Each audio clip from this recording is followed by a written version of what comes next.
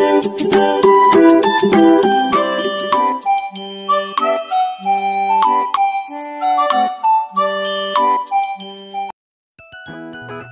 mga bata, ana po si Teacher Sabina, ang inyong online teacher. Mga bata, atong tunan ang subject na MTB3 Quarter 4 Week 1. Sa di pa ta magsugod mga bata, atong tubagon ang mga pangutana.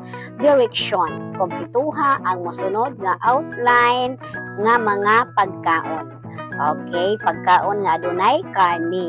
Adunay nakabutang nga A, B, C. So maghunahuna mga bata, unsay atong ibutang nga mga pagkaon nga adunay sagol na karni. Okay, tagan na ko pila ka minuto para makatubag. Ready?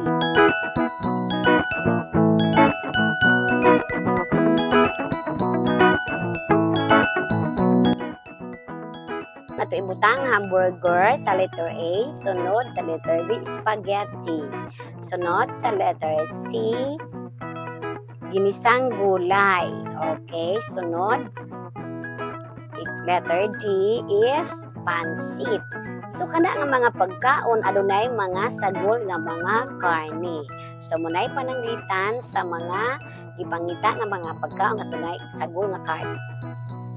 Ari na po kita sa mga pagkaon nga prutas. Okay? Isulat sa A, B, C, and D. Tagaan mo na ko pila ka minuto para makatubag.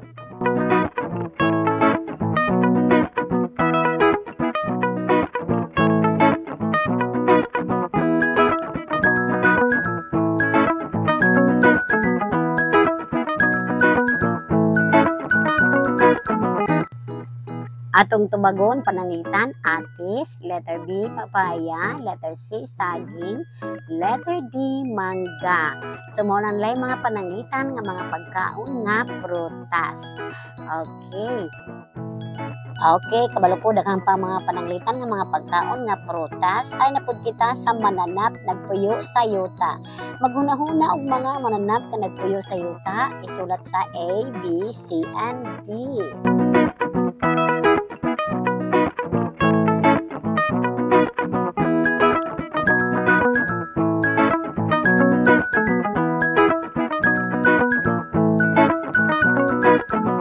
So atong tubagon mga bata, ang mananap nagpuyo sa yuta, letter A, baka, letter B, kambing. Sunod, letter C, iro, and letter D is unsa pa man?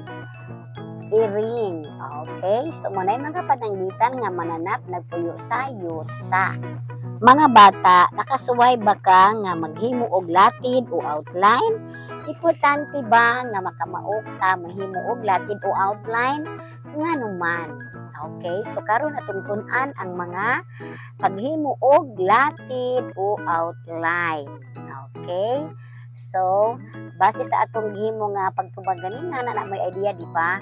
Okay, sa di pa ta magsugod, adto ta sa balik lantaw or atong tubagon ang leksyon sa niaging week. Okay, so munay review kung baga sa English. Okay, question number 1. Dali magtanom kita og mga kahoy aron malikayan nato ang baha. Sulti sa leader sa purok mahayahay. Okay, pilia ang tulo ka tubag pag-ani, paglingaw o pagsaysay. Unsay bud ipasabot anak mga bata sa question number 1, piliun ang tulo. Okay. Base sa pahayag mga bata, unsay insaktong tubag? Magpili lang mga bata. Yes, tama, pag-agni. Very good. Arita sa number 2. Tamis o bugnaw ang lasa sa sorbetes ni Nong Ramon. Unsay tubag mga bata? Pagtudlo, pilion, and then paglingaw, and then sunod ay paghulagway. Unsay tubag mga bata? Magpili laman sa tulo. Pinaagi sa pahayag, yes, tama, paghulagway. Okay, very good. Arita sa number 3. Sayo sa buntag nilakaw si Tatay Lando aron sa pagtungod sa iyang naani nga mga utanon ngadto sa merkado. Dili alaman mga bata, pagsaysay, paglingaw o pag-agni. Yes, tama, pagsaysay. Okay? So, tama ba inyo tubag? Very good. Arita sa number 4. Adunay ako'y tigmo, hinaot nga makatubag kamo. Sulti ni Lel sa kaduwa niya nga siyas. Pilion ang pagtudlo, sunod paglingaw, and then pag-agni. Unsa mga bata, pinagi sa pahayag, makapili kamo og isaktong tubag. Okay, yes, tama, paglingaw. Kay tigmo man na mga bata. So, mga bata, arita sa number 5. Sa kanunay atong batasanon ang paghugas sa kamot sa dili pa kita mukaon. Okay? Pagtudlo, sunod, paglingaw, and then, sunod, pag-agni. Pinaagi sa pahayag, makapili ka mo isaktong tubag. Okay? Very good. Unsay tubag mga bata? Okay? Pagtudlo. Tama. So mga bata, daghan ba mong nakuhang isaktong tubag? Very good. Okay, mga bata, ari kita sa discovery. Okay, basaha og sabta ang mosunod nga para po. Komplituha ang latid o outline sa ubos niini. Kopyaha ang saktong tubag sa papel o notebook.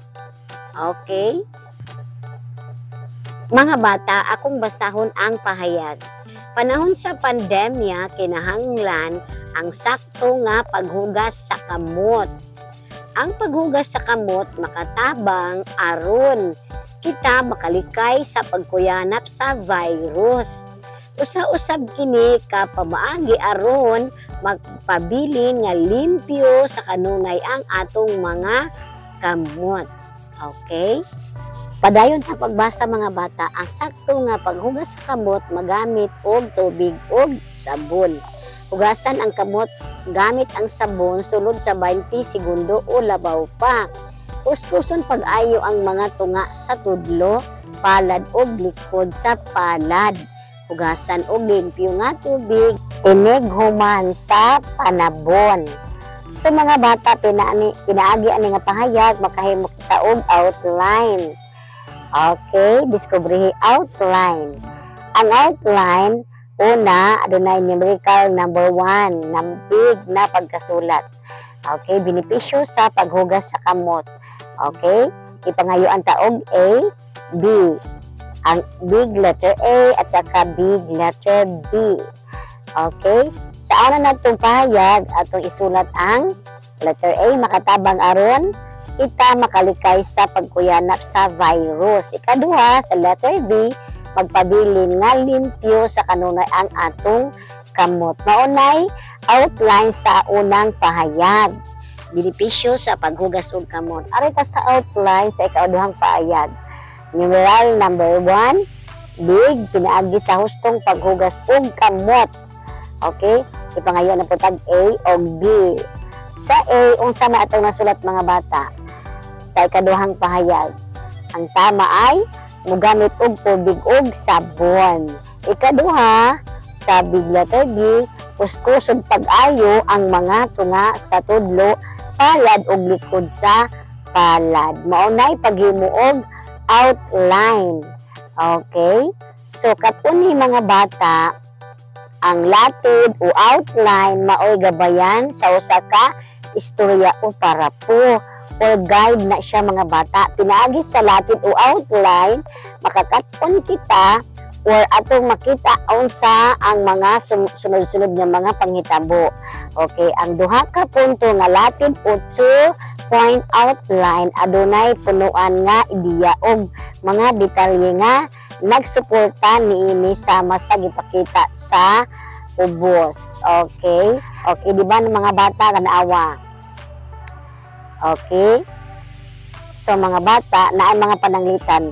Yunhan og Roman numeral Sa Roman numeral isuwat ang punuan nga ideya o ang gihusgutan sa istorya o parapo. And then yunhan og mga ideya og dagko nga mga litra sama sa A, B, C. So kanang A, B, C maunay mga detalye nakasulat diha mga bata. So arita sa lain na pong tubag, so anong naay punuan nga ideya, isuwat gapon mga bata sa Roman numeral number 2 og sana mga bata og ideya or ang mga detalye nakasulat sa A, B, C. So dali na kayo ang paghimog outline mga bata. O diba sayon ra kayo paghimo mga bata, sa paghimo og latid o outline kinahanglan nga atong sabton pag-ayo ang parapo, istorya o ideya nga gihisgutan aron sakto ang atong punuan nga ideya ug mga detalye nga nagsuporta niini. Base sa atong pananglitan ganina, sayon ra kayo pagsuwat sa latid o outline. So karon mga bata kabalo ko, daghan mo nakapunan ang inyong buhaton, basahon ang parapo para makahimo ka mo og outline. Okay? So naay parapo nga 1 or 2 and then basahon tarong aron maka-answer ka mo sa atong mga pangutana or makahimo ka mo og latid o outline. Tagaan mo na kung pila ka minuto para makatubag.